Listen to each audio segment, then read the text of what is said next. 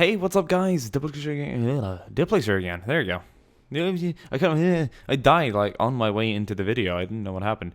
But for the hell of it, and because I think it might have sounded funny, I'll just continue recording. And I'm actually talking to myself, and this is vidception. Anyway, Battle of the Neck. That is right.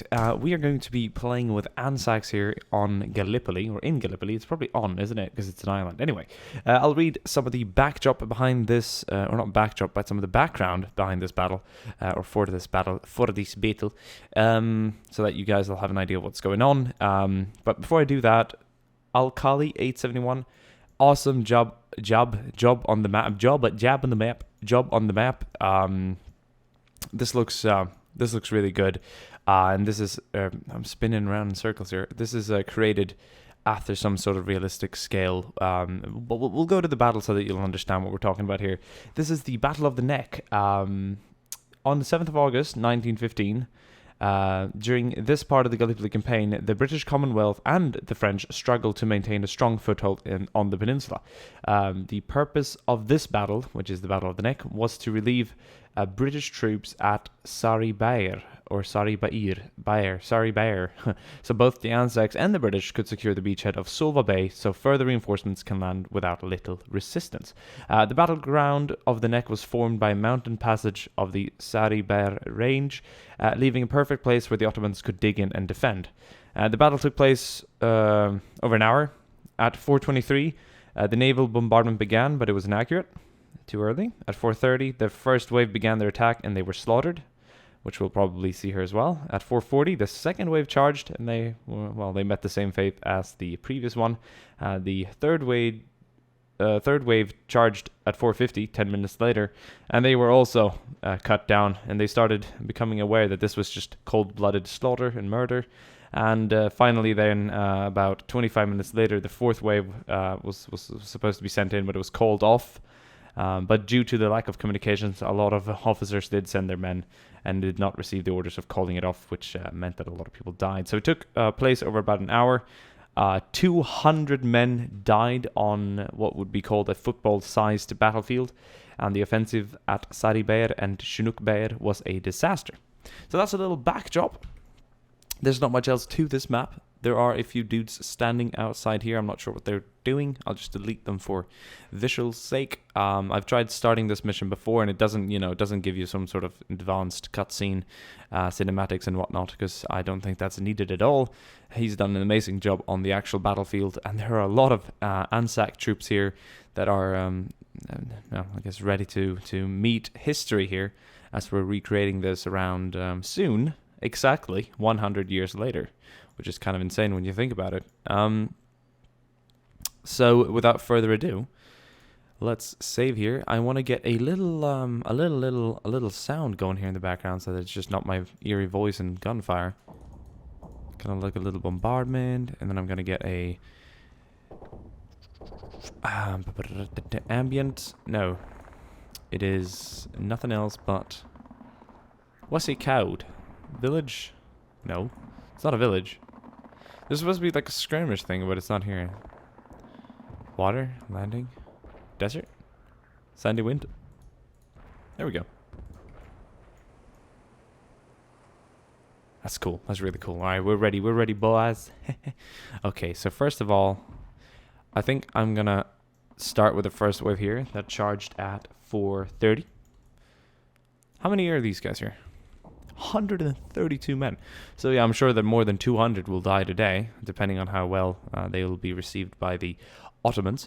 These guys, I'm going to make sure that they are on move free. So now they can run around at will. And then we'll just go ahead and, before we start here, equip these guys as, get their guns up and going, so that they don't charge it empty-handed.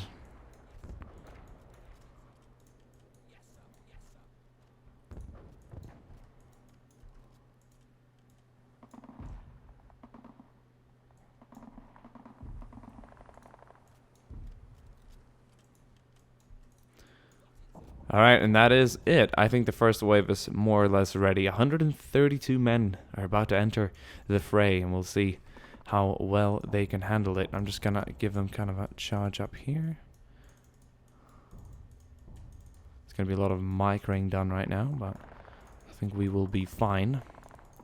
And then we'll go ahead and click start so that all the action comes into play. And now we'll just watch and enjoy as history plays out in front of us. Normal motion. Here we go. Look at this. The charge is on. Forward!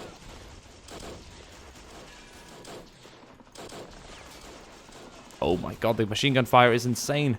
And we're losing a lot of men just instantly. In such a rapid time and succession. It is insane. Got a couple of people legging it back here, but I will not allow that. Not in the name of history. Come up. Forward with you. Move forward, damn your eyes. Just getting cut down everywhere. This is insane. I never expected this kind of destruction. I mean, we've seen 132 men die in a matter of seconds, barely in a minute. That is absolutely insane. And we've seen the Ottomans take one casualty so far, and they managed to nail a guy here that was manning one of these machine guns. This is just an impressive defense. They've got a perfect kind of slope, high ground, lots of machine guns. And they're not an overwhelming number. The Anzac Corps here is definitely a lot bigger. But that was just absolutely insane. 130 men died. Boom, just like that. Let's get ready for the second wave.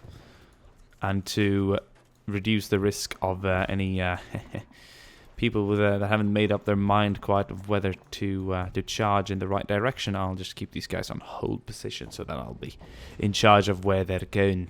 Right. Let's play it down again, and we're going to try and get as close as possible. There's no point in trying to really pick a firefight all too far up here, so let's try and send roughly 20 or so men into the trenches. Let's see if we can change history today. That would be really interesting to see if we can bring this into a victory. But to see 132 men die so rapidly and receive so much fire and pain is just really bone-shattering. Really, really scary. Good eye, mate. Let's go. First guy down here in the front. I think we'll do a little slow motion here, cinematic work. It's always nice to see some of that. Oh, that's a cliff. That's a rock. We're moving up. Some people here are covering the rest as we're moving up. There are a lot of people charging now. The center's doing okay. But every second they lose a man, and not sure they'll have enough manpower as they're gonna try and enter the Ottoman trench up there. This is a scary bit of history right here. The Anzac charges on. The second wave is making their way towards the enemy.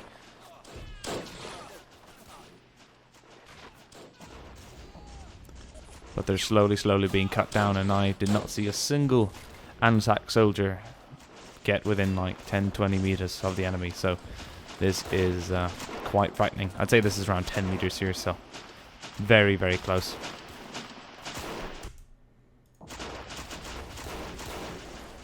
Just look at the dead litter of this field. And the Ottomans didn't take a single casualty during that charge. We've put a lot of focus on trying to get into the trench. Maybe we'll try and move up a bit closer, but try and put some fire on them. It would be interesting to see if we can make a change. Third wave, how many men have we got left in total? The third wave's got 93 men, and the fourth wave's got another 118. So in general, I mean, we'll be sending around 400 men at the enemy if the second wave here was as big as the first one, which is really frightening. Jeez, what a slaughter! What a slaughter! What a slaughter! What a slaughter! All right, they're getting their guns up. Just want to make sure everyone's ready. And it's nice to see such a big amount of troops just waiting here. This is really an impactful kind of view. We've got 20 guys in each selection, I believe, which makes for quite the power force here. We can send a lot of troops at the enemy simultaneously, which is really nice. It wouldn't be much of a World War I game if you could only send in like squads of 8. That wouldn't create as equal of a ambient feeling here. We've got a little priest down here who's going to be chilling for a while. But as the enemy's moving up now, we're going to swap over to the Ottoman side, and we're actually going to man a machine gun here if we can. Was it Shift F? Yeah, there we go. That is a really poor view. Look at that. I see someone's eye. Hello, Bantumba. Okay, he's not African, right? We'll look at it from this machine gunner's point of view, but we'll let him fire himself. Actually, I think we can do a little like this. Oh, that's someone else. Here he is.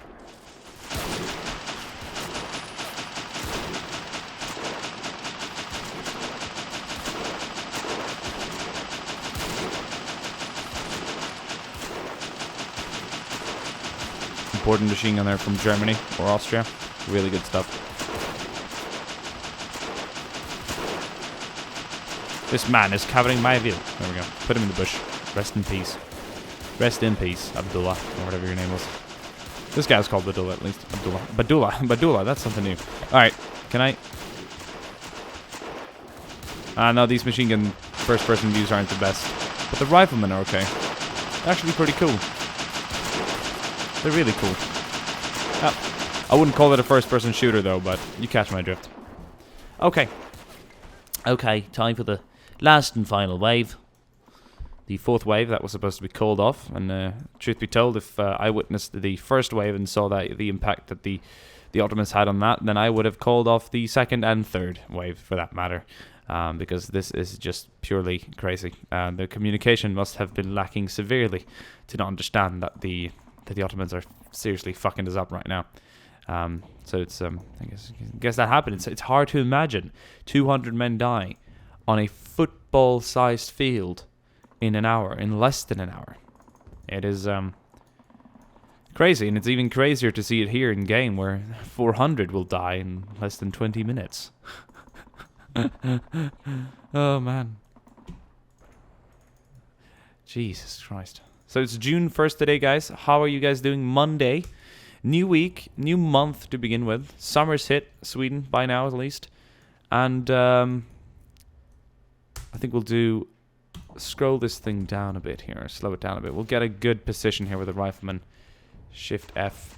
Oh, look, well, you can barely see things. So, wait, this guy's got a better position. This guy's got a real classy position right here where we can do a lot of cool stuff. Oh, reloading. Cool. Whoa. Oh, oh, there we go.